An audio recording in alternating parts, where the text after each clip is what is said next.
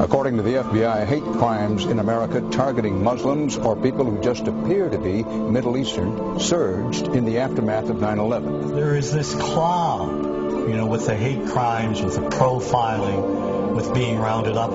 Again, I think this illustrates the power of film, that in spite of the reality, in spite of the material that we know to be true, we still embrace the mythology. The mythology is still a part of our psyches. Stereotypes take a long time to wither away. And for many of us, we're comfortable with our prejudices. We don't want to change. We've grown accustomed to this face.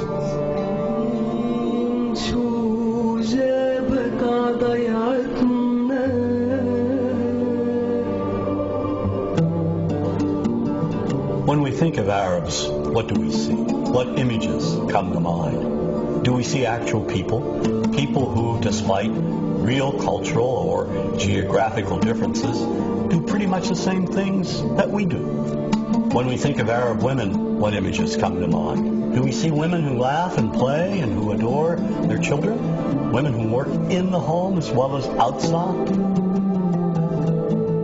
Would it come as a surprise to know that in many Arab countries, a majority of college students are actually women? What's our immediate image of Arab men? Do we see loving fathers? Men who want to provide for their families? What about Arab teenagers? Do we see them the way you would think about teenagers in other parts of the world?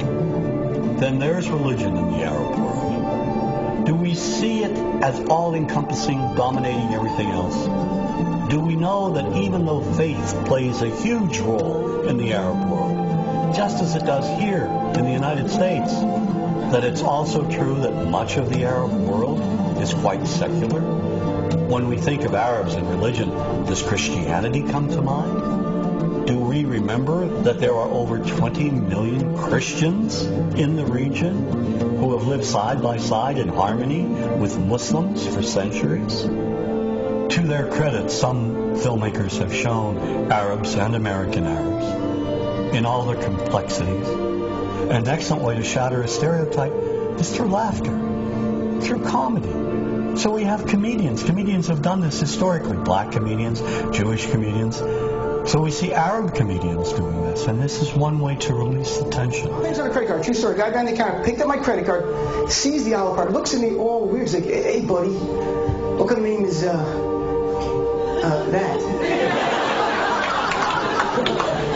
I'm like, well, sir, it's an Arabic name. He goes, what does this mean?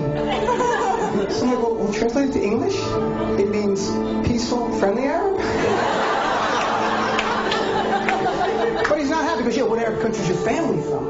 So I tried the most peaceful, popular one that he would like. So I'm like, we're from the same Arab country that Aladdin is from.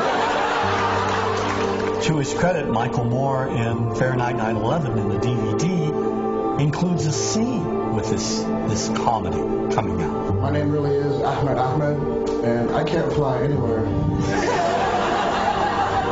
All you white people have it easy. You guys get to the airport like an hour, 2 hours before your flight.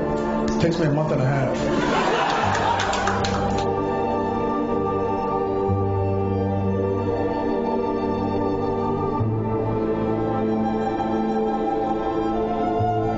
Nous vivons dans un monde qu'on peut critiquer, qui est le monde de la dérision. Vous le savez bien, et dans les médias, je dirais, le monde de la dérision, on se moque de tout. Le fait que ça se fasse me satisfait. Parce que ça veut dire que nous avons, qu'on est libre, peu à peu... Il faut qu'on soit beaucoup plus sage que ça, qu'on rentre pas dans ces provocations. Et c'est pour ça que... C'est l'autocensure, ça, Jamel. Tu comprends ce que je veux dire? Si on commence à pas faire de dessin pour pas choquer les musulmans... Non, c'est-à-dire que pour moi... C'est de l'autocensure. C'est la fin de la liberté d'expression. Pour moi, la liberté d'expression, la liberté d'expression et le respect font partie, sont mariés ensemble. Moi, je suis pour la liberté d'expression. Mais si je vais blesser une personne, pourquoi blesser la personne? Non, mais si moi j'ai envie de faire une caricature sur Mahomet ou sur un rabbin ou sur Jésus-Christ, il faut que j'ai le droit de le faire. Tu comprends? C'est ça la France. Quand tu sais que tu vas blesser 10 millions de personnes, pourquoi tu vas les blesser? Pourquoi? C'est la liberté, c'est ça. C'est la liberté de...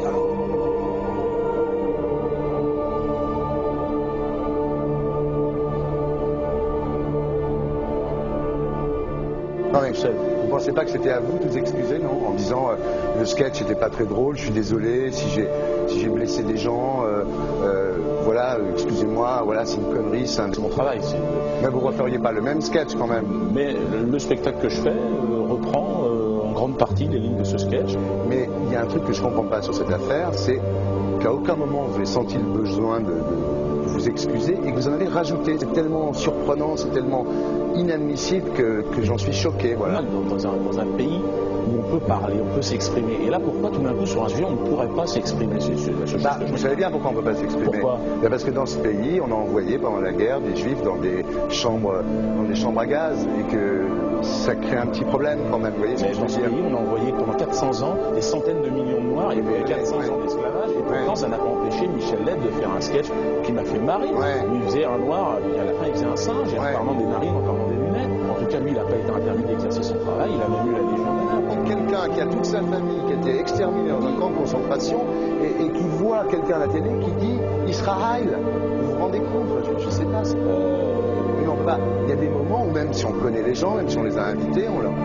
Et c'est pour ça que... C'est l'autocensure, ça, Jamel. Je comprends ce que je veux dire. Si on commence à pas faire de dessin pour pas choquer les musulmans... Non, pour moi... C'est de l'autocensure. C'est la liberté d'expression. Pour moi, la liberté... Et là, pourquoi tout d'un coup, sur un sujet, on ne pourrait pas s'exprimer sur ce sujet? Vous savez bien pourquoi on ne peut pas s'exprimer. Parce que dans ce pays, on a envoyé pendant la guerre des juifs dans des chambres à gaz et que... Deux poids, deux mesures. La liberté pour tout le monde. C'est-à-dire la liberté pour tout le monde. Il y a une personne comme Dieudonné qui a fait un rabbin, enfin qui a fait un colon juif, etc. Tous ces DVD ne sont plus dans les pactes. On l'empêche médiatiquement, on ne le voit plus. Alors que lui, c'est un comique. Plusieurs lois qui ont été faites contre l'antisémitisme. Et moi, je fais un appel aujourd'hui de faire une loi contre l'islamophobie.